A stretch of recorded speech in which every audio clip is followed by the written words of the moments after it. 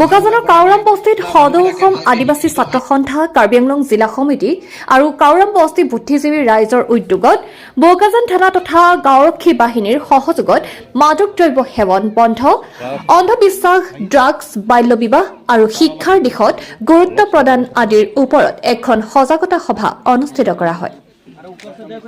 সজাগতা সভাত মুখ্য অতিথি হিচাপে ডিএছপি আৰুপ বৈশ্য, বোকাজান আৰক্ষী থানাৰ বিষয়া বিতুপন চুতীয়া, উপ পৰিদৰ্শক বৃন্দাশ্ৰী কলিতা, আছাৰ কাৰ্বি আংলং জিলা সমিতিৰ সাধাৰণ সম্পাদক মনোজ সূৰ্যবংশী, প্ৰধান শিক্ষক জুৱেল কুজুৰ, ৰাজু গৌৰ, ক্ষুদিৰাম বাগৱাৰৰ উপৰিও সংগঠনৰ বিষয়ববীয়াসকল উপস্থিত থাকে।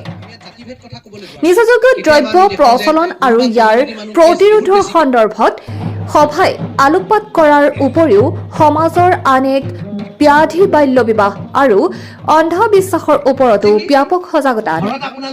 সভাত প্ৰতিগৰাকী বক্তাই অন্ধবিশ্বাস আৰু নাৰী শিক্ষাৰ প্ৰসাৰৰ ওপৰত গুৰুত্ব আৰোপ কৰি কন্যাক সময়তকৈ পূৰ্বে বিয়া দিয়াটো এটা ডাঙৰ অপৰাধ বুলি উল্লেখ কৰে। কাৰণ ইয়াৰ ফলত কেৱল ছোৱালীজনীৰে ক্ষতি নহয়, সমাজখনৰ ওপৰতো বিৰূপ প্ৰভাৱ পৰে। ইয়াৰ উপৰিও আছাৰ বৰজান আঞ্চলিক সমিতিখন নতুনকৈ গঠন কৰি সুৰজ কয়াক সভাপতি আৰু অজয় বাগৱাৰক সম্পাদকৰ দায়িত্ব অৰ্পণ কৰে। সদৌ অসম আদিবাসী ছাত্ৰ সন্থা কাৰ্বি আংলং ডিষ্ট্ৰিক্টৰ উদ্যোগত আমি কাৱাৰাম বস্তিত এখনি সজাগতা সভা অনুষ্ঠিত কৰিছোঁ। ইয়াতে মাদক দ্ৰব্য, অন্ধবিশ্বাস, শিক্ষাৰ ওপৰত গুৰুত্ব প্ৰদান, ড্ৰাগছ সেৱন বেছি হৈছে, সেইখিনিক নিবাৰণৰ ওপৰত সজাগতা সভা হৈছে আৰু আছাৰ বৰজান আঞ্চলিক সমিতিটো বিশ্বফল কৰা হৈছে। আমি যিটো হাওৰাঘাটৰ ঘটনা হৈ গ'ল তাৰ কেইদিনমানৰ পাছতে আমি হাওৰাঘাটতে এটা ডিষ্ট্ৰিক্ট কমিটি, কাৰ্বি আংলং আছাৰ ডিষ্ট্ৰিক্ট কমিটি আৰু চাহ জনগোষ্ঠী জাতীয় মহাসভাৰ যৌথভাৱে এটা প্ৰথম সজাগতা সভা তাত কৰিলোঁ।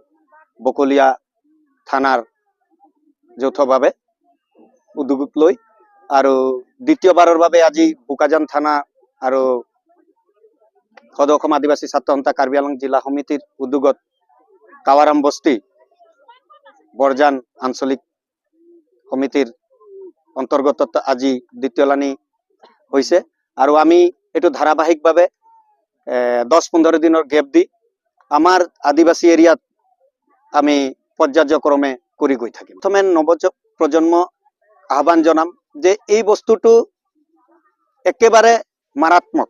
এইটো ক'বলৈ গ'লে নিজৰ পুঞ্জি খুঁটিটো শেষ কৰি দিয়ে।